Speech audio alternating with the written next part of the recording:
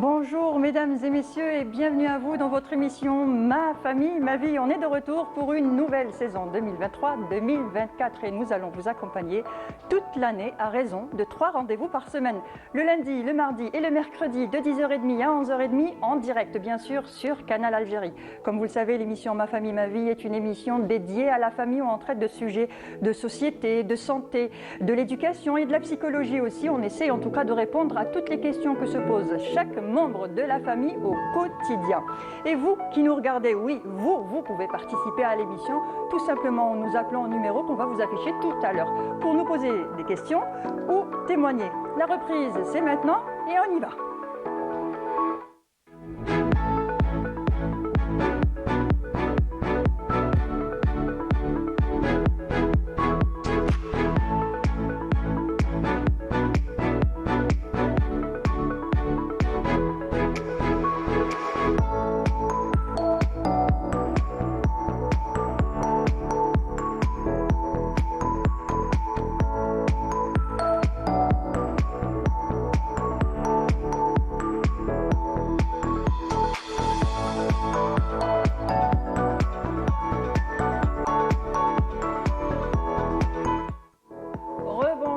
Mesdames et messieurs et bienvenue à vous. Aujourd'hui on est le lundi 2 octobre 2023, il est 10h30, dépassé de quelques secondes, quelques minutes et nous allons vous accompagner jusqu'à 11h30. On est en direct bien sûr. Alors comme à l'accoutumée, nous allons commencer l'émission par le débat et aujourd'hui le débat sera autour de la rentrée. Le thème du jour c'est la rentrée. C'est vrai que la rentrée est souvent synonyme de stress, de changement pour beaucoup d'entre nous. Après une période de vacances, on va dire de farniente, il est parfois difficile de reprendre le rythme et les bonnes habitudes. On va essayer en tout cas de vous donner des bons conseils avec nos spécialistes. Deuxième partie de l'émission sera consacrée aux rubriques avec le retour de la rubrique conseils pratiques où nous recevrons à chaque fois un spécialiste pour nous donner des conseils pratiques, d'où le nom, au quotidien. Et la rubrique du jour sera consacrée au petit déjeuner. Comment choisir un bon petit déjeuner pour notre santé, pour bien entamer la journée. Le lundi, c'est Wisher avec Wahida Salimchif. Elle nous rejoindra tout à l'heure et elle nous parlera d'automne-hiver, de outfit automne-hiver, les couleurs, les textiles, les accessoires. On en saura un petit peu plus en fin d'émission avec elle. Et maintenant, place au débat avec nos invités. Alors, j'ai le plaisir et l'honneur de recevoir Madame Jamila Benbouabdallah. Vous êtes coach professionnel et hypnothérapeute. Bonjour et merci d'avoir accepté notre invitation. Bonjour Monia, je vous en prie, c'est un honneur pour moi. L'honneur est partagé, merci. Merci. Et avec nous aussi, Dr Sadia Koumoun, vous êtes médecin spécialiste en médecine physique et réadaptation. Bonjour et merci d'avoir accepté notre invitation. Bonjour Monia, toujours un plaisir d'être parmi vous dans Ma famille, ma vie. Le plaisir en tout cas est partagé pour la première, un plateau 100% féminin avec beaucoup de conseils aujourd'hui par rapport à la reprise. C'est vrai que c'est un petit peu compliqué pour beaucoup d'entre nous, hein. C'est compliqué la reprise après les vacances où on est insouciant un petit peu, où on ne pense plus vraiment à ce qu'on doit préparer, à se lever tôt, à être bien organisé. C'est le moment où on se détend et quand vient le moment de la reprise, on stresse un peu, on est un petit peu anxieux. À quoi est due justement cette anxiété, coach ? Alors, en général, à chaque reprise, on a peur de l'inconnu. Oui. C'est-à-dire qu'on est face à une année sociale où on ne sait pas qu'est-ce qui va se passer. Et puis, on a dans sa tête beaucoup de résolutions. Oui, voilà. Donc, on se dit, est-ce qu'on va réussir ou pas et tout. Donc, c'est cette peur de l'inconnu qui fait que parfois, on a peut-être la boule. Voilà. Exactement. Exactement. Et souvent, par rapport à l'année précédente, surtout si on a passé une mauvaise année, on appréhende un peu l'année qui va suivre en se disant, j'espère que je ne passerai pas la même année cette année, ce genre de choses. On anticipe un petit peu ? Bien sûr, parce que justement, quand on anticipe, on vit dans le futur. Oui. Hein. Voilà. C'est pas bon de vivre dans le futur. Ni dans le passé, c'est juste le présent. Voilà. Donc, c'est pour ça que il y a cette peur de l'inconnu, même si on sait fixer des objectifs. Et justement, je vais parler dans un moment de comment fixer un bon objectif. Oui. Voilà. Ça va pas être évident. On va bien vous écouter pour avoir les bons objectifs pour cette année, pour bien commencer l'année. Côté santé, côté physique, côté nutrition. Oui. C'est pas l'idéal non plus parce que pendant les vacances, effectivement, on veut pas trop cuisiner, on se lâche un petit peu sur la junk food, on aime bien manger des frites parce que même les enfants aiment ça et puis on veut pas se prendre la tête avec les enfants et tout ça. Exactement. Donc reprendre une alimentation saine, c'est pas évident. C'est le but. Après une saison de détente, de fête, de relâchement où on a un peu abandonné nos habitudes saines, on a adopté d'autres qui sont pas très très saine.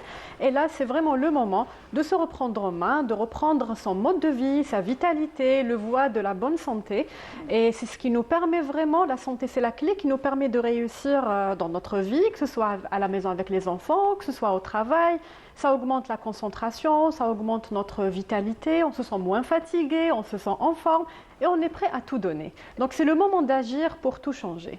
Et on dit souvent que même à travers la nutrition, on peut aussi avoir le moral à travers la nutrition. On va dire, si on a une mauvaise nutrition, ça peut jouer aussi sur notre moral. On peut avoir une baisse de morale parce qu'on a une nourriture qui n'est pas saine. Effectivement, Mounia, donc quand on mange une alimentation très sucrée, très grasse, des aliments industriels qui sont très riches en toxines, on va dire ça provoque le stress oxydant. Donc tous ces aliments vont provoquer ce stress oxydant que notre corps ne va pas supporter, donc ça va se transformer en une sensation de stress, d'anxiété, de fatigue, et le fait d'être fatigué, de ne pas pouvoir réaliser ce qu'on veut réaliser, donc c'est vraiment là où le problème se pose. Donc de l'intérêt de reprendre son hygiène de vie et y aller progressivement, petit à petit. Progressivement, justement, il faut y aller progressivement. Progressivement, oui. Donc, justement, pour entamer la vie sociale, après un relâchement, c'est les vacances, on s'est relâché, on s'est éclaté, amusé et tout. Donc, avec la reprise sociale, c'est l'installation d'une nouvelle routine. Oui. Voilà. Donc, c'est cette installation qui fait que c'est de nouvelles habitudes, un changement, si on doit installer un changement. Et aussi, on doit penser à son sommeil, on doit penser à comment cadrer les enfants si on a des enfants. Exactement. Et comment aussi aborder sa vie sociale dans le travail. Est-ce que ça se prépare bien en avance ou on se dit 15 jours en avance, je vais commencer à... D'habitude, on va dire pendant les vacances, je fais peut-être des nuits blanches où je dors vers 23h, vers minuit. Est-ce que 2 semaines avant, je commence à diminuer une demi-heure à chaque fois, au lieu de dormir à minuit, je dors à 23h30 progressivement ou du jour au lendemain, demain je dors à 9h? Justement, ce n'est pas du jour au lendemain parce qu'on s'est tellement lâché pendant les vacances tout à fait. Donc, on dort à minuit, peut-être plus, voilà. Et donc, il faut au moins 3 jours avant la rentrée. On commence à régler son horloge biologique 3 jours avant. C'est-à-dire, on fixe l'heure à laquelle on va dormir et aussi on fixe l'heure du réveil. Au moins 3 jours avant pour que le jour de la rentrée, on puisse facilement rentrer dans cette nouvelle habitude. Voilà. C'est vrai que pour certains, la rentrée s'est faite bien plus tôt. C'est faite peut-être en début septembre. Oui. Il y a des chanceux qui ont pu prendre leurs vacances pendant le mois de septembre. Et aujourd'hui, on va dire qu'aujourd'hui, c'est plus consacré à eux et aussi consacré aux personnes qui n'ont toujours pas trouvé le rythme, qui n'arrivent toujours pas à se mettre dans le bain de la reprise, du travail et du sérieux. C'est pas toujours évident. C'est aux parents de donner l'exemple aux enfants, parce que les enfants, c'est toujours compliqué de les gérer ou de leur dire « Non, maintenant tu dors tôt, demain tu as l'école. » Oui, justement, c'est les parents qui donnent l'exemple, parce que les enfants apprennent par mimétisme. C'est-à-dire, ils ne comprennent pas la parole, ils comprennent les gestes. Donc, si on fait comme, ils vont faire comme. Voilà. Donc, et même, par exemple, par rapport au stress de la rentrée et tout, si on est stressé nous-mêmes, on va communiquer ce stress aux enfants. Exactement. Voilà. Donc, c'est pour ça qu'on doit faire un travail sur nous-mêmes, savoir comment évacuer ce stress. Par exemple, en faisant de la cohérence cardiaque. Elle est très, très importante. Et donc, on apprend à le faire. Si vous voulez, après, on va en parler. On va expliquer, ce que c'est que la cohérence cardiaque. C'est le fait d'avoir des respirations. De respirer. Il y a une forme de respiration. On peut trouver sur YouTube, juste pour suivre au début. C'est vrai, il y a même des applications avec un minuteur. Un minuteur, c'est-à-dire il y a une boule qui monte, on inspire, et une boule qui descend, on expire. Donc on inspire sur 6 temps et on expire sur 6 temps. Et c'est fluide, il n'y a pas d'apnée. On ne bloque pas. On ne bloque pas. Et ça, on le fait pendant 5 minutes. Ça sert à réoxygéner le cerveau. On peut faire avec les enfants? Oui, on l'apprend avec les enfants. Alors, on peut se faire 5 réunir minutes tous, le matin. le matin ou le soir avant de dormir aussi, peut-être? Oui, et aussi le soir pour avoir un bon sommeil. Oui, alors, au lieu de « va dormir, demain tu te lèves tôt », attends, on va se réunir. On va faire une petite séance de cohérence cardiaque. Très bien. Et ça calme les battements du cœur et ça agit aussi sur le stress. En tout cas, ça fait beaucoup de bien, que ce soit physiquement et moralement. Oui, voilà. Et pour justement l'alimentation, on reprend un petit peu une alimentation saine progressivement, c'est pas toujours facile, je sais. Et puis aussi l'exercice physique aussi qu'il faut reprendre. Et ça aussi, on a du mal à reprendre. Après une saison où on est censé être active, nager, marcher, se balader, mais ce n'est pas le cas pour tout le monde. Il y en a qui, quand on dit été, quand on dit vacances, c'est repos, sommeil, sieste, surtout sieste, mais ça serait... On est dans l'obligation de reprendre nos habitudes, nos bonnes habitudes de vie. Et quand on dit santé, on dit les 30 minutes de marche. C'est les recommandations de l'OMS. Quotidienne, d'ailleurs. Enfants et parents ? Enfants et parents, pourquoi pas une sortie en famille ou une séance de sport en famille à la maison. D'ailleurs, parlons de stress. L'un des facteurs, l'un des paramètres qui permettent de réduire le stress, c'est bien l'activité physique. Et le stress aussi est incriminé dans l'obésité. Oui. Plusieurs patients qui consultent à notre niveau pour perte de poids, et on détecte vraiment ce facteur stress qui est très, très, très important. Et on a beau corriger les habitudes alimentaires, on n'arrive pas parce que le facteur stress est là. Et d'ailleurs, on fait appel à des coachs pour nous aider dans cette prise en charge qui est vraiment multidisciplinaire. Ouais. Donc, entre nutritionnistes, coach sportif, qu'on arrive vraiment à aider ces patients-là pour retrouver leur voie, la voie de la vitalité, de la bonne santé. Donc, parlons d'activité physique. On recommande d'augmenter déjà son niveau d'activité physique, de marcher plus, de s'asseoir moins. Donc, si on passe 7 heures, 8 heures assis au bureau, on essaye de se lever chaque 1h30, 2 heures. D'ailleurs, il y a certaines montres connectées qui nous demandent, qui nous demandent de se lever, exactement, qui signalent.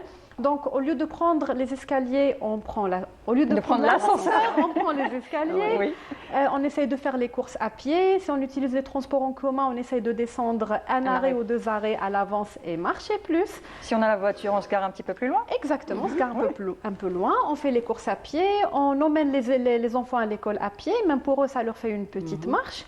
Ça va accélérer la circulation cardiaque, augmenter le débit cardiaque, ce qui va nourrir tous nos organes, nos muscles et surtout les organes vitaux. Après, on recommande de commencer une activité sportive régulière, adaptée à notre niveau. Régulière, c'est entre 2-3 fois par semaine. Entre renforcement musculaire ou endurance, c'est un travail avec charge, soit avec le poids du corps ou sans charge avec charge externe. Et de l'endurance qui a beaucoup de bienfaits pour notre santé cardiaque. Et ce qu'on conseille, c'est de s'entraîner soit à côté de la maison ou à côté du bureau, histoire de ne pas trouver des excuses, les bouchons, les embouteillages, ceci, cela. Souvent, on s'inscrit dans une salle qui est un petit peu trop loin. Après, on se dit, les bouchons, à quelle heure je vais arriver? Voilà, on se trouve des prétextes souvent. Alors, je rappelle le numéro de téléphone, le 021 23 98 91. Si vous voulez nous appeler, nous poser des questions ou témoigner, on parle de la rentrée, de la reprise des bonnes habitudes à la rentrée. Donc je rappelle encore une fois le numéro, le 021 23 98 91. Alors ce que je vous propose tout de suite, c'est de suivre un micro-trottoir que nous a préparé notre journaliste Yasmine Belhidja. Elle est allée voir les passants, on va dire, pour parler de bonnes résolutions. Quelles sont leurs bonnes résolutions pour cette année?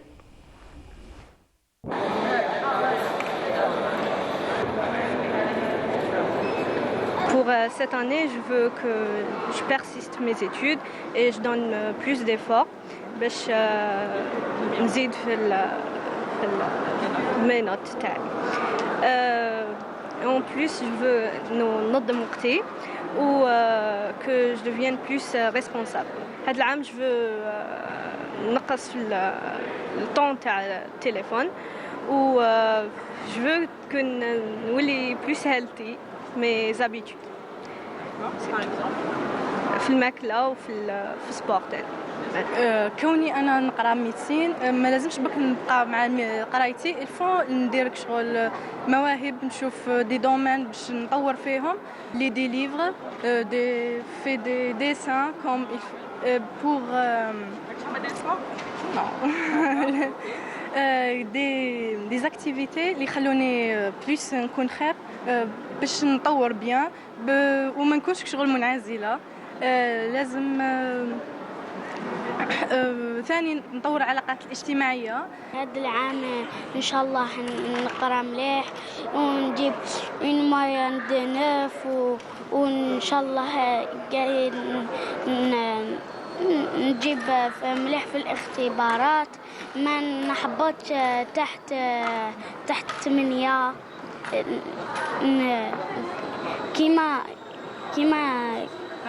كيما العام اللي فات. ان شاء الله هذا العام نبدا ندير لا ناتاسيون او جودو باش ندافع على روحي اللي يضربوني.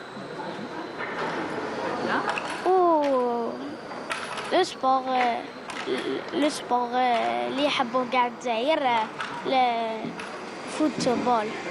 هذا العام حبيت نولي ناكل بلو هيلثي فود، ندير سبور باش نيفيتو هادو لي مالادي تاع السكر القلب.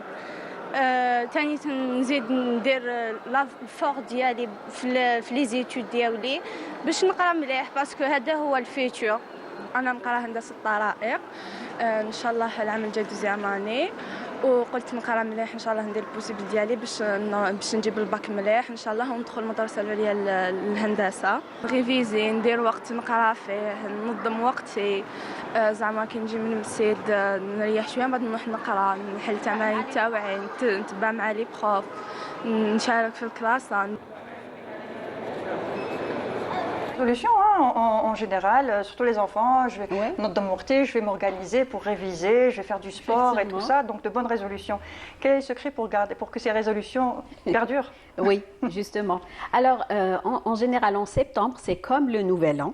Hein, on arrive toujours avec de bonnes résolutions, mais encore faut-il les tenir. Voilà. D'ailleurs, il y a une étude qui a été faite que 80% des résolutions qu'on fait en général ne sont pas tenues. Oui. Par exemple, si on voit dans les salles de sport, de fitness ou bien de musculation, en septembre et en janvier, c'est full. Oui. Hein, les salles sont pleines. Alors, en septembre, on prend les bonnes résolutions pour la rentrée sociale et en décembre, on se dit finalement, j'ai pas été sérieuse, oui, j'ai pas été sérieux, janvier, je recommence et ainsi de suite. Voilà. Je vous donne un autre pic. Oui. C'est avant l'été. Ah oui, aussi, pour maigrir. Le body summer. Oui, exactement. Oui. Ça aussi, oui, c'est un pic, oui, exactement. Donc, justement, il faut savoir comment fixer un objectif. D'abord, il faut que l'objectif soit spécifique et mesurable. C'est-à-dire qu'il faut qu'il soit réaliste. Hein. Par exemple, si j'ai envie de perdre 10 kilos et dans une période très courte, ce n'est pas raisonnable. Exactement. Il vaut mieux justement partager son objectif en micro-objectifs. C'est-à-dire commencer à dire je vais perdre 3 kilos. Mais pas dire perdre, parce que l'inconscient n'aime pas perdre. D'accord. Donc il vaut mieux dire, par exemple, si je fais 70 kilos, il vaut mieux dire je veux atteindre 67 kilos et lui donner une date butoir. C'est-à-dire je veux peser 67 kilos dans un mois. Et là, une fois que le mois est passé, j'ai cette satisfaction. Une première victoire. Ce qui pourrait nous encourager à continuer. À faire la suite, justement. Oui. Donc, pour l'autre mois, ce sera 3 autres, ou bien... donc, ça dépend. Donc, partager un objectif en micro-objectif et aussi, quand on a atteint son objectif, se faire une petite récompense. C'est-à-dire se faire plaisir. Soit manger quelque chose qu'on aime bien, oui. Ou bien s'acheter un petit cadeau. Parce que le cerveau aime les récompenses. Le cerveau n'aime pas perdre, donc il va faire le contraire. Et voilà. Puis, le cerveau aime les récompenses et qui nous aide à continuer. Tout à fait, oui. Tout à fait. Donc ça, c'est la fixation d'un bon objectif. Bien sûr, il doit être mesurable, c'est-à-dire que quand on a atteint la date butoir, oui. On voit le résultat. D'accord. Voilà. On ne va pas se dire... si je fixe un objectif qui est hors de ma portée, aussi, il faudrait qu'il dépende de moi. Hein, il ne dépend pas de quelqu'un d'autre. C'est-à-dire que si je veux maigrir, ce n'est pas pour faire plaisir à un tel. Hein, c'est pour moi, pour ma santé. Voilà. Et aussi, c'est bien de se faire une visualisation de l'objectif qu'on veut atteindre. C'est-à-dire, voilà, on peut avoir un tableau de visualisation avec des images. Parce que le cerveau, c'est comme un petit enfant qui n'a pas encore grandi. Il adore communiquer avec les images. Donc, quand on veut atteindre un objectif, on lui donne des images des objectifs qu'on veut atteindre. Est-ce qu'on fait un tableau à la maison avec qu'on imprime ou qu'on dessine et sur lequel on coche? De préférence, le faire à la main. C'est le kinesthésique. D'accord. Voilà. C'est-à-dire que quand on fait des travaux manuels, il s'enregistre, c'est comme lorsqu'on écrit. Et justement, l'objectif, il faut l'écrire. Quand on l'écrit, il est gravé dans notre mémoire. Et aussi, quand on fait des travaux manuels, par exemple, j'ai fait la dernière fois un atelier d'art-thérapie, art et hypnothérapie. C'est-à-dire que à travers des questions par rapport à un objectif, ils répondent aux questions et ensuite, ils vont choisir des images qui les inspirent par rapport à l'objectif à atteindre. Et grâce à ça, ils font des collages. Et ils fabriquent un tableau. Des fois, ça fait des œuvres d'art magnifiques. Alors, en même temps, c'est une œuvre d'art qui va faire joli. En même temps, Oui. ça, la référence, c'est... Oui, ça donne l'ordre à l'inconscient d'arriver à cet objectif. On peut l'accrocher dans sa chambre, c'est-à-dire à un endroit où on le voit tous les jours. Et inconsciemment, il va être enregistré au niveau de l'inconscient. Ah, c'est très bien. Voilà. Et par exemple, je peux même donner un exemple. Si une personne veut avoir une silhouette d'une personne qu'elle admire, elle peut prendre la photo de cette personne, de cette star qu'elle veut. Elle peut juste lui couper la tête. Bon, c'est une métaphore, bien sûr. Et mettre sa photo sur le corps d'une star à qui elle veut ressembler. Et puis l'accrocher. Et son cerveau va automatiquement la conduire là où elle veut. Alors, est-ce qu'on peut faire par exemple la même chose avec un enfant? Par exemple, j'ai un fils, une fille qui veut faire du basket ou faire un sport ou devenir danseuse ou n'importe quelle autre activité. Donc, prendre la photo d'un basketteur, d'un footballeur, mettre la photo de l'enfant et lui dire... ça, ce sera toi, par exemple. Ça sera toi, et puis l'accrocher. Et est-ce que ça va le booster? Oui, on peut le faire avec les enfants. Inconsciemment, bien sûr. Les enfants sont les meilleurs récepteurs de ce genre de visualisation. D'accord. Voilà. Très bien. Et revenons aussi un peu au physique, à la nutrition et au physique. Faire du sport à la reprise, c'est vrai qu'on est tous, dès la reprise, oui, je vais m'inscrire à faire du sport, je vais faire telle séance. Quel est le meilleur moment déjà pour faire du sport quand on reprend? Est-ce que c'est plutôt tôt le matin, se lever, faire sa petite séance et puis aller travailler, ou plutôt entre midi et 1h, ou le soir avant de rentrer, tout en sachant que les femmes en général, entre s'occuper de la maison, travail. Exactement, c'est un peu compliqué, donc on est un petit peu perdu. Effectivement, mais tout est une question d'organisation et c'est vraiment au cas par cas, c'est à la personne de s'organiser, de faire son planning et de voir si elle peut s'entraîner le matin avant d'aller au travail, sinon le soir en after work, en sortant du travail, donc soit en sortant du boulot, peut-être durant la pause déjeuner, il y en a qui le font actuellement, c'est une tendance. Soit en sortant du travail, si la salle est à côté du travail ou à côté de la maison. En général, les gens vont vers des after-work, ils s'entraînent même entre collègues, entre amis, et d'ailleurs, c'est même motivant. Et ces derniers temps, il y a un nouveau concept tendance, c'est ce qu'on appelle le fitness snacking. C'est durant le travail, durant la journée, on peut faire des exercices. Exactement, dans son bureau. Donc, on peut prendre une pause de 2-3 minutes, faire quelques squats, faire quelques pompes, marcher. Et j'imagine très bien une secrétaire dans un bureau qui fait ses squats et que le directeur rentre.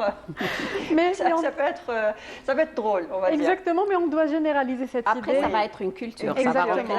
D'ailleurs, dans plusieurs multinationales, on y travaille pour instaurer cette culture et les gens se portent bien. Ils disent plus, j'ai pas le temps de faire du sport, j'ai pas le temps pour m'entraîner, j'ai pas le temps pour ceci, pour cela.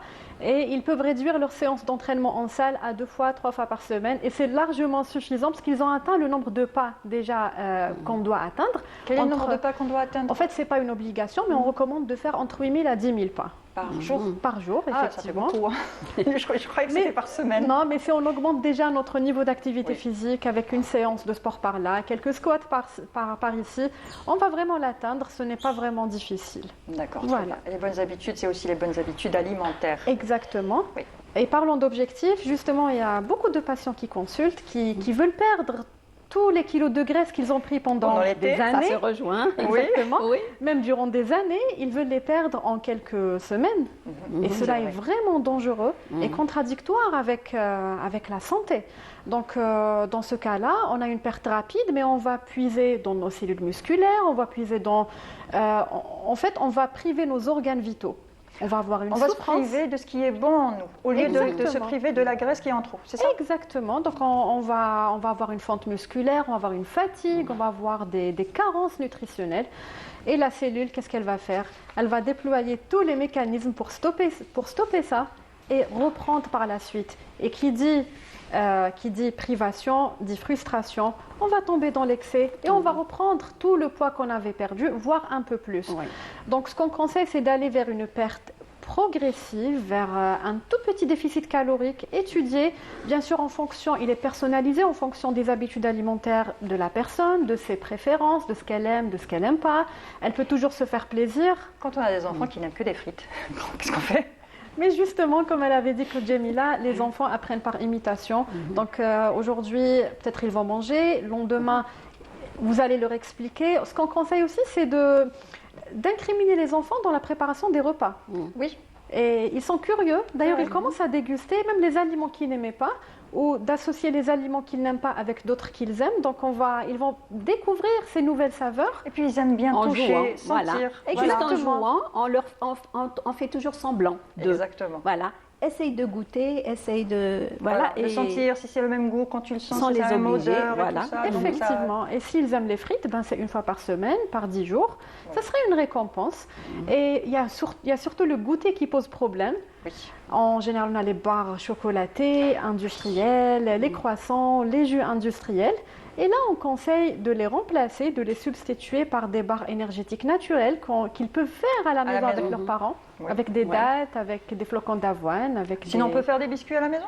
des biscuits à la maison. On peut utiliser le caroub qui est très bon pour la santé, qui a le même goût que le chocolat d'ailleurs, et qui est très riche en vitamines, en minéraux, en zinc pour leur Oui. croissance, pour la croissance du cerveau. On peut aussi avoir des noix, des amandes qui sont aussi bons pour leur cerveau et des dattes surtout. D'accord. Surtout les dattes, on peut avoir l'extrait de dattes, Oui. la mélasse de dattes qui est très Exactement. riche. Il y en a même qui sont riches naturellement en iode, ce qui prévient... Donc tout ce qui est bon pour la santé. Il faut rester Exactement. surtout vers le naturel, éviter tout ce qui est industriel et ultra transformé. Exactement. Est-ce qu'on peut par exemple, question organisation, parce que c'est la reprise et puis souvent on se retrouve un petit peu à court de temps, il y a eu la mode qui est restée jusqu'à présent, et je crois que ça fait 3 à 4 ans, le batch cooking. Oui. Le oui. fait de tout préparer pendant le week-end et tout avoir pendant la semaine, on ne fait que réchauffer. Est-ce que côté nutrition, c'est bon? C'est ce qu'on recommande surtout aux Oui. patients qui travaillent, donc de faire du batch cooking. S'ils n'arrivent pas à préparer les repas de la semaine, on recommande qu'ils préparent le repas des 3 premiers jours de la semaine. Oui. Et ils ont leur lunchbox, surtout Oui. pour le déjeuner. Et pour le dîner, on dit qu'il faut avoir un dîner qui est déjà prêt. On rentre, on réchauffe, on peut préparer une petite grillade. On peut y aller vers des soupes, sinon vers des crudités. Il fait toujours chaud, on peut toujours se rafraîchir par de bonnes salades variées. Et une fois qu'on arrive à la moitié de la semaine, on prépare la deuxième partie. On a le week-end, c'est le repas familial en général, c'est la convivialité, il faut bien en profiter. On peut faire des écarts le week-end? Nos plats traditionnels, on n'a jamais dit qu'ils ne sont pas équilibrés. Hein. Non, mis à part les plats traditionnels. Non, nos plats traditionnels sont bien équilibrés et tout ça, mais des Oui. écarts dans le sens où la petite pâtisserie que j'ai annulée pendant une semaine ou Oui. deux, est-ce que je peux la prendre le week-end? On a dit qu'on est contre les restrictions, donc on peut se Oui. faire plaisir. Et on peut y aller vers de la pâtisserie avec du sucre de date, avec de la pâtisserie allégée, justement pour faire plaisir, pas seulement à nos papilles linguales, mais aussi à notre santé. Très bien. Alors, C'est on ça. s'organise avant la rentrée, on s'organise. Est-ce qu'on peut mettre, par exemple, un tableau pour s'organiser à la maison? Le samedi, tel fait ceci, tel fait cela. Ça dépend des enfants, leur âge. Donc, chacun une tâche pour aider aussi la maman qui est souvent un petit peu dépassée. oui. Et Ah puis, dire au papa qu'il faut aussi mettre la main à la pâte. Est-ce qu'on Voilà. peut s'organiser comme ça? Oui, tout à fait. On peut partager les tâches par personne ou bien faire des roulements pour ne pas s'ennuyer. Voilà, c'est important. Et aussi toujours se préparer à l'avance. Se préparer pour que quand on se lève le matin, les affaires sont prêtes, ce qu'il y a à manger est prêt, donc on ne perd pas trop de temps. Et c'est juste une manière de s'organiser qu'on va instaurer dans notre quotidien. D'accord. C'est Pendant ça. les vacances, on a tendance à procrastiner. Oui. Je pense que tout le monde le fait. On a du mal. Bon, dans 5 minutes, je vais le faire. Bon, je suis en vacances, je ne suis pas pressée. Et justement, cette procrastination, on a tendance à la garder pendant l'année. Alors, comment peut-on se débarrasser de cette procrastination qui souvent nous pourrit la vie parce que souvent on est très stressé parce qu'on prend du temps à faire quelque chose et on le fait aux 5 dernières minutes? Oui. Bon, pour la procrastination, dès qu'on a quelque chose à faire, il ne faut pas réfléchir, on le fait directement. On se donne, on compte 1, 2, 3, 4, 5 et on se lève. Oui. C'est une manière de ne pas réfléchir et de passer à l'action. Parce que si on accumule les choses à faire, on va se retrouver débordé et c'est là qu'on ne fera rien du tout. Et une tâche à la fois. Voilà. Si on fait une tâche à la fois, on a le temps et la motivation de faire autre chose. On fait une liste des tâches qu'on a à faire pendant la journée, puis dès qu'on finit une tâche, on la coche. On la coche et c'est déjà une satisfaction. Exactement. Donc le cerveau, il est satisfait et il est prêt à passer à une autre tâche. Et si vous deviez donner d'autres conseils justement pour cette rentrée? L'entrée, moi je voudrais parler beaucoup du sommeil. Oui. Voilà. Donc bien dormir, comme j'ai déjà dit qu'il fallait se donner une heure précise et aussi dormir dans le noir. Ouais. C'est très important d'avoir un noir absolu pour la sécrétion de la mélanine et c'est ça qui installe un bon sommeil. Aussi, il faut penser à sa literie. Avoir un bon matelas, un bon oreiller. Et la température de la chambre? Et la température, justement, je vais en parler, il faut qu'elle soit à 19 degrés. C'est-à-dire qu'en été, il ne faut pas qu'elle soit trop froide. Oui. Et en hiver aussi, il ne faut pas qu'elle soit trop chauffée. Surchauffée. Voilà. Et même la couette, il ne faut pas qu'elle soit trop épaisse. Ça, c'est très important que la température soit à 19 degrés. C'est ce qu'on conseille. Et aussi, les écrans. Oui. Les écrans. C'est vrai qu'on a du mal. En parler. On en parle souvent dans l'émission Ma famille, ma vie. On est en train de sensibiliser les parents par rapport aux écrans. Mais il faudrait que les parents donnent l'exemple aux enfants et qu'ils arrêtent de se mettre à leurs écrans. Voilà. On peut par exemple pour les enfants leur fixer après avoir fait leurs devoirs et tout, au moins 1 heure. Il faut juste déterminer, fixer 1 heure. Et même pour les parents aussi. Et puis arrêter les écrans au moins 1 heure avant d'aller au lit. Oui. Parce que la lumière bleue, le cerveau, il ne sait plus est-ce qu'il est le jour ou la nuit. Et pour que la mélanine soit sécrétée, il faut qu'il y ait un message qui passe au cerveau qui dit qu'on est la nuit. Et l'horloge biologique, elle va se régler automatiquement. Et on va pouvoir dormir. Et les écrans ne permettent pas à cette la lumière bleue ne se permet sécréter, pas ça. Donc du coup on passe de mauvaises nuits. Tout à fait. Et pendant toute la journée on est là à bailler en se disant on a sommeil, on est fatigué au moment de dormir. Et si on passe une mauvaise nuit, on a du mal à se réveiller le matin, on a une baisse d'énergie la journée et ça peut se répercuter sur le travail, sur les études et sur la concentration aussi. Très bien. Voilà. Merci coach pour tous vos conseils. Alors je rappelle Madame Jamila Benbou Abdallah, vous êtes coach professionnel et hypnothérapeute. Merci pour tous les conseils que vous nous avez donnés aujourd'hui. Monia. Docteur, vous restez avec nous pour la rubrique conseils pratiques et je vous dis à tout de suite juste après ceci.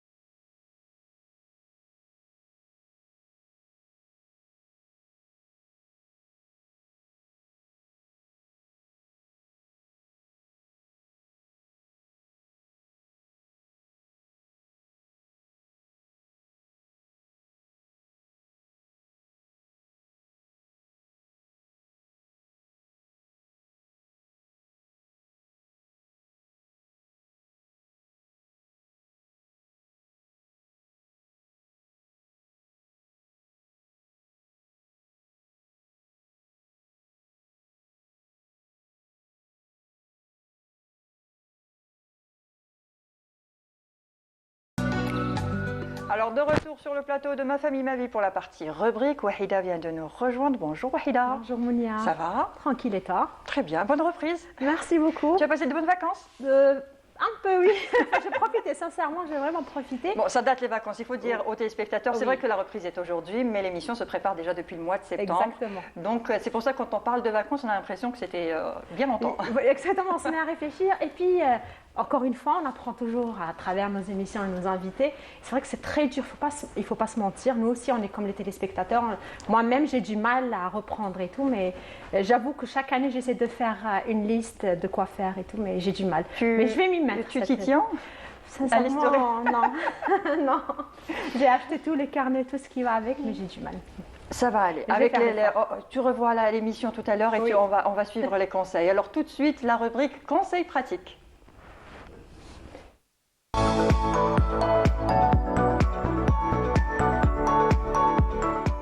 Alors, conseil pratique aujourd'hui, on va parler de petit déjeuner, le repas le plus important de la journée, n'est-ce pas, docteur? Effectivement, c'est le repas qui va dynamiser nos matins et nous fournir de l'énergie pour démarrer la journée du bon pied. Et souvent, on fait pas mal d'erreurs quand on prend notre petit déjeuner.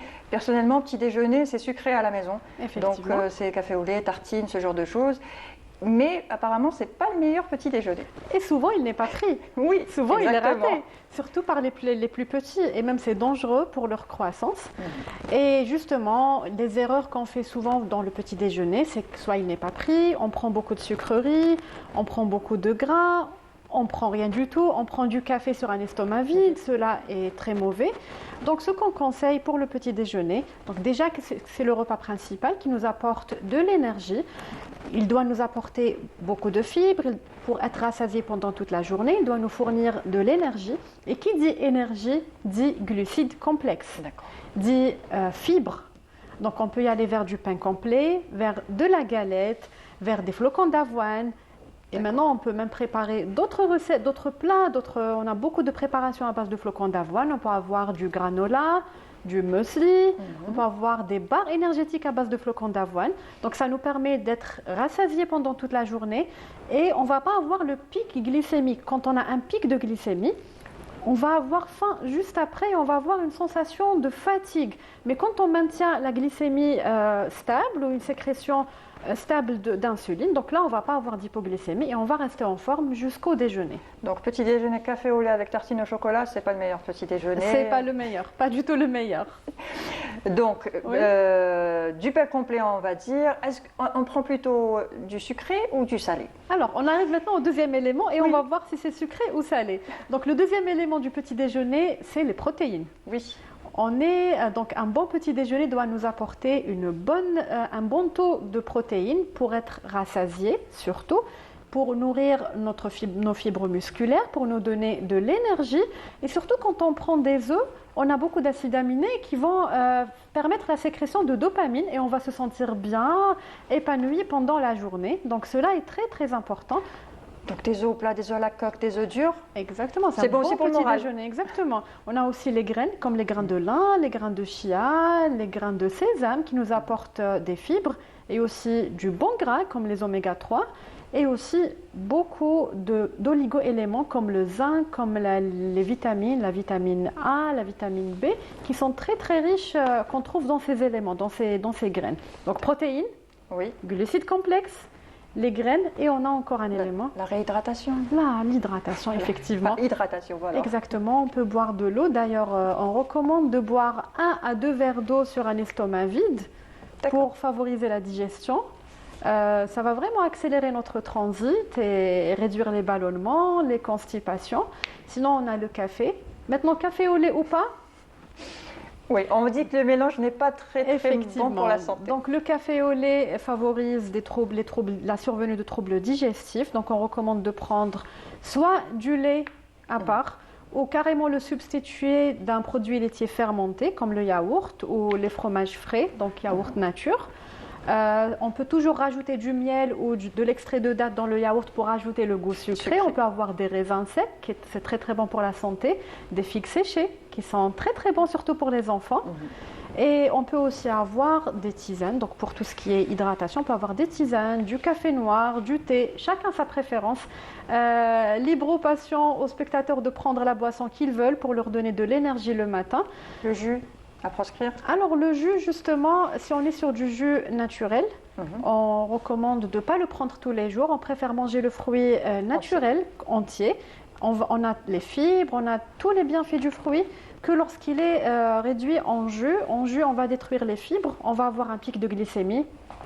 On essaye d'éviter, exactement. voilà. Mais une fois par semaine, 2 fois par semaine, on peut se faire plaisir. On préfère prendre un jus naturel qu'un jus industriel. Alors, on va faire un petit récapitulatif de ce petit déjeuner. Qu'est-ce qu'on peut avoir sur la table le matin pour les grands? C'est le petit déjeuner pour les grands et les petits. Voilà, on va donner des exemples. Oui, ce serait On plus peut simple. avoir du pain complet avec un œuf, un fromage régime et des graines et un fruit à côté.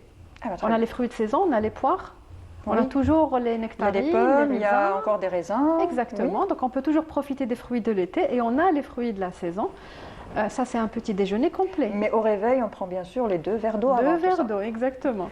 Ensuite, un autre exemple, pour avoir du fromage frais, on peut avoir du granola. Donc, pour rappel, le granola, c'est des flocons d'avoine torréfiés avec des oléagineux, des cacahuètes, des amandes. On rajoute des graines, un peu de miel. Déjà, c'est très riche.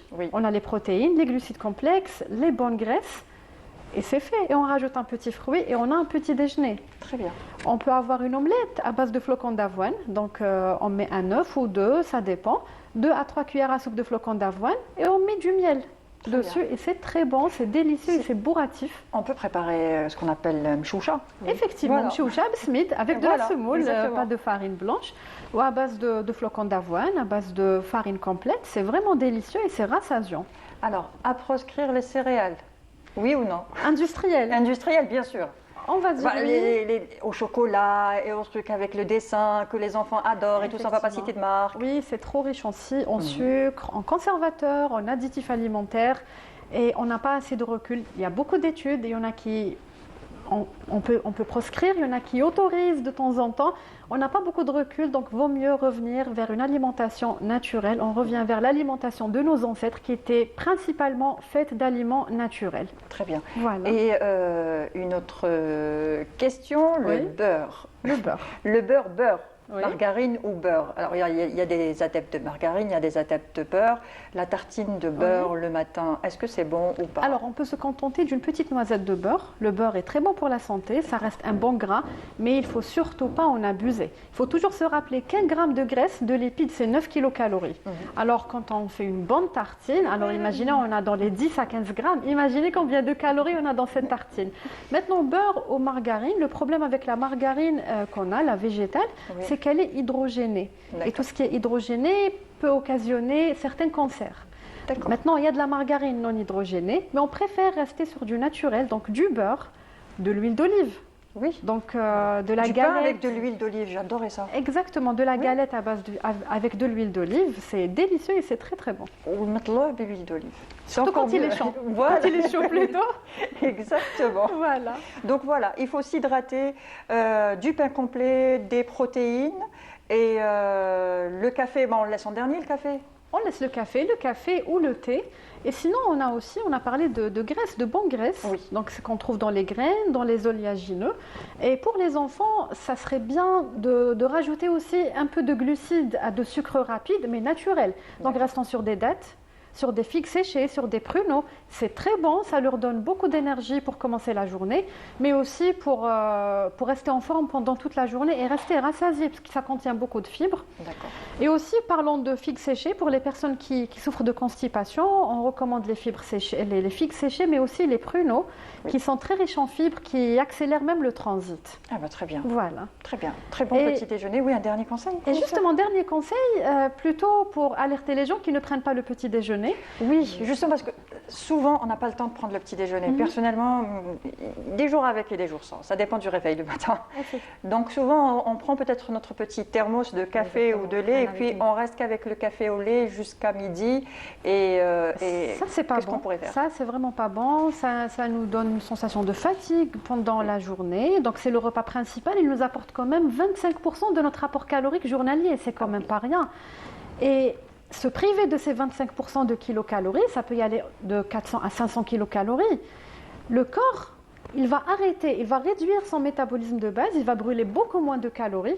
Donc, on va brûler moins de calories au repos. On va avoir tendance à stocker, à ne pas brûler beaucoup, à avoir cette sensation de fatigue, un coup de barre vers 10h, 11h, et ce n'est pas bon.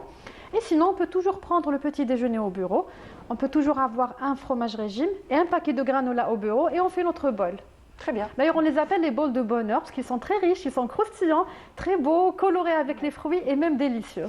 Et ça a un effet coupe-faim, non, le granola? Effectivement, c'est très riche en fibres. Qui dit fibre dit coupe-faim. Ah bah très bien. Voilà, et on a un petit déjeuner qui va vraiment nous apporter de l'énergie pendant toute la journée. Très bien. Très bon programme, très bon menu. Moi, je le garde et je pense pouvoir... Et on a des propositions. Oui. Donc, que demandons de plus? Exactement, Voilà. avec des menus divers et variés. En tout cas, vous retrouverez normalement l'émission sur les réseaux sociaux, sur YouTube aussi, en tapant tout simplement Canal Algérie. Et tout de suite, nous allons passer outfit. On a parlé de l'intérieur, maintenant l'extérieur. On va embellir l'extérieur, on a embelli l'intérieur, on va embellir l'extérieur avec Wahida Salem Sherif et Wisha juste après ceci.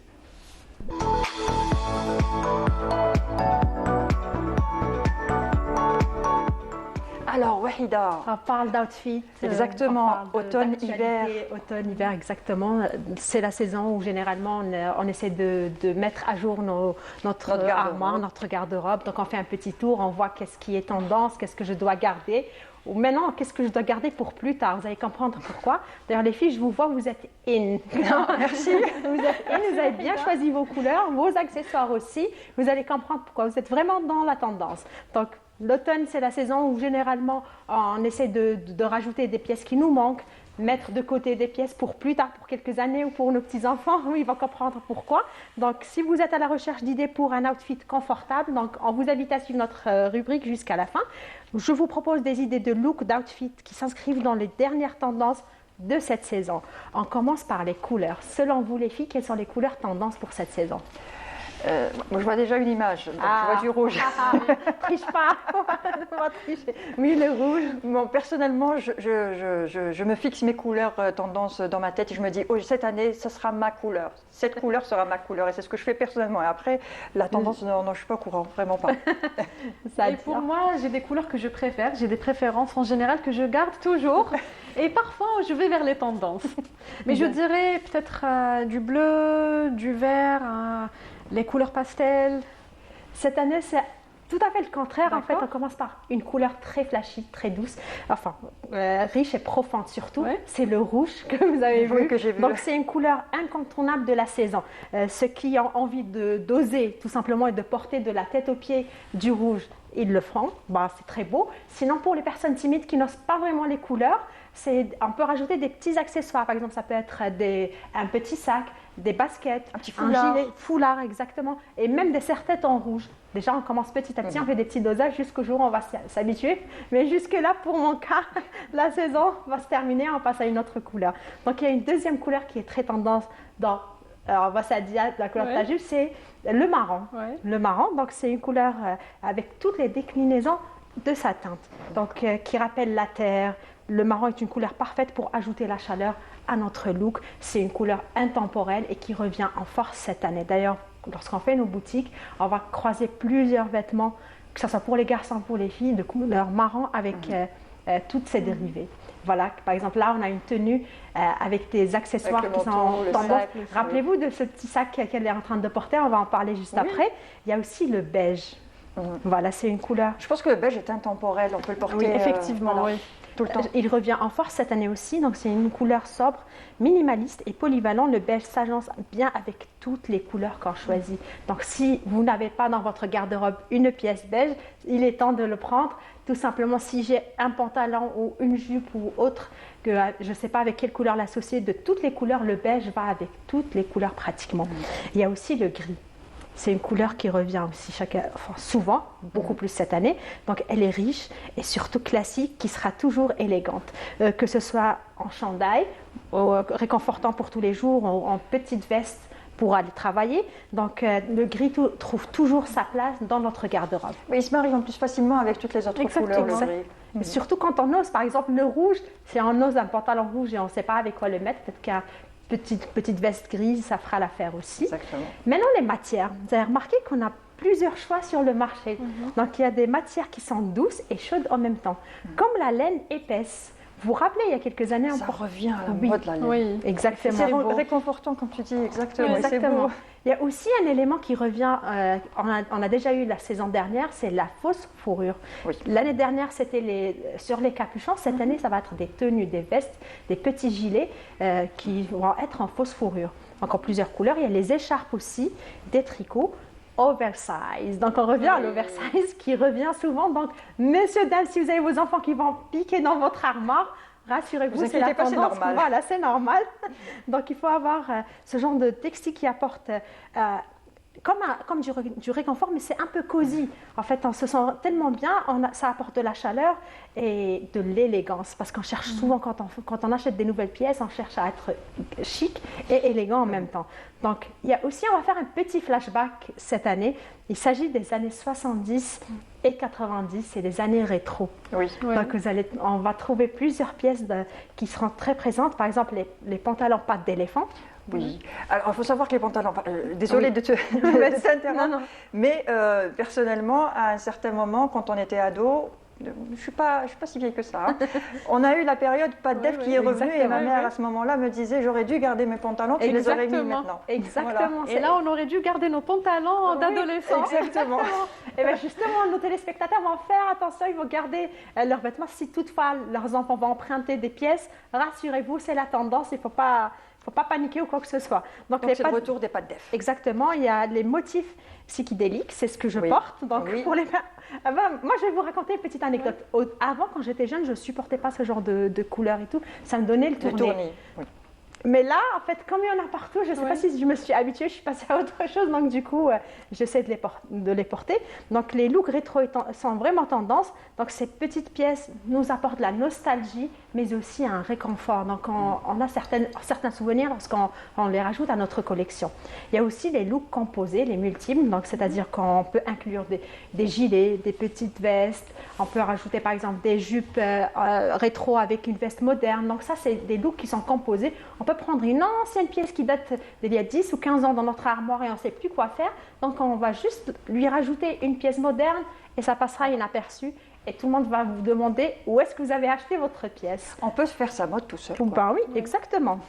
Là, on va passer aux accessoires. Oui. Ben, je vois que vous portez des accessoires, ce qui est normal. Bijoux, oui. Exactement. On commence d'abord par les sacs. Vous avez vu tout à l'heure lorsque on a vu la tenue avec le sac. Cette année, voilà, c'est la tendance des sacs qu'on met sous le bras. Donc on n'a plus besoin de danse. Tout simplement, on les met sous les bras. Il y a aussi la banane qui fait son grand retour. Oui. La banane, on ne la porte plus comme avant. Donc il y a différentes manières de la porter. On peut la mettre sur le dos. Et aussi, j'ai vu une technique aussi. Maintenant, c'est la tendance des oversize. Qu'est-ce qu'ils font les jeunes par précaution, pour ne pas perdre leurs affaires et tout? Ils la mettent sous leur pull. Du coup, non seulement qu'ils ont leurs affaires en sécurité, ils ne risquent pas de la perdre ou de l'oublier quelque part. Ça, c'est très pratique. Il y a aussi un grand retour. C'est la grande ceinture XXL. On en a toutes. La ceinture XXL, Est-ce que vous allez oser la remettre? Non, pas cette année. Pas cette année. Allez, un dernier accessoire. Alors, c'est les bijoux, justement. Oui. Les bijoux qu'on est en train que vous portez, que tu portes, Mounia. Par exemple, là c'est les bracelets avec des petits pendentifs comme ça. Exactement, des petits pendentifs. Il y a aussi même des chaînes. Il y a aussi un truc qui est très tendance, c'est les bijoux dépareillés. Par exemple, les boucles d'oreilles que je porte. Le pendentif que ça dit apporte aussi. Donc, c'est des objets atypiques, c'est des objets qui ne sont pas, on va dire, qui sont pas dans la norme qu'on a l'habitude de voir. Et c'est très beau et c'est très tendance aussi. Très bien. Voilà. Merci Wahida, merci pour toutes ces astuces look. On sera in cette année pendant ma famille, ma vie. Et je vais vérifier, voilà. En tout cas, très jolie boule d'oreille. Je viens de remarquer, c'est vrai qu'elles sont dépareillées, mais elles se ressemblent quand même un petit peu. Oui. Très bien, très bon. Et c'est très élégant. Exactement, exactement. Docteur, peut-être un dernier conseil avant de dire au revoir? Oui, Mounia. Alors, notre santé est un capital. On doit le préserver pour être au plein de notre forme. Si on veut prendre soin de nos enfants, de profiter pleinement de la vie, alors préservons notre santé. Comme je l'ai dit déjà l'année passée pour les résolutions, commençons par prendre le rendez-vous médical qu'on a toujours hésité de prendre, faire un check-up, un bilan annuel, une consultation par prévention, afin de prévenir, voire de dépister ou diagnostiquer des maladies précocement. D'ailleurs, on est en plein octobre rose. C'est le mois du dépistage, de la sensibilisation au cancer du sein. Donc, c'est le moment de se faire dépister. Et quand on parle de cancer du sein, c'est aussi l'hygiène de vie, c'est l'alimentation, c'est l'activité physique. D'ailleurs, ça prévient la maladie, ça prévient les récidives. Donc, on revient à la base, revenons à l'alimentation de nos ancêtres. Oui. Marcher, bouger et manger sainement. Et dormir. Exactement, bien dormir. Bien dormir aussi. Merci Wahida, on se retrouve demain en tout cas pour l'émission, pour la suite. Hein. On a repris, on est là maintenant, c'est bon. Oui. Hein. On ne va plus nous faire bouger. Donc on se retrouve demain à 10h30 sur Canal Algérie. Demain on parlera de rentrée scolaire et toutes les nouveautés qu'il y a cette année. En tout cas je vous dis bonne journée et à demain. Prenez soin de vous.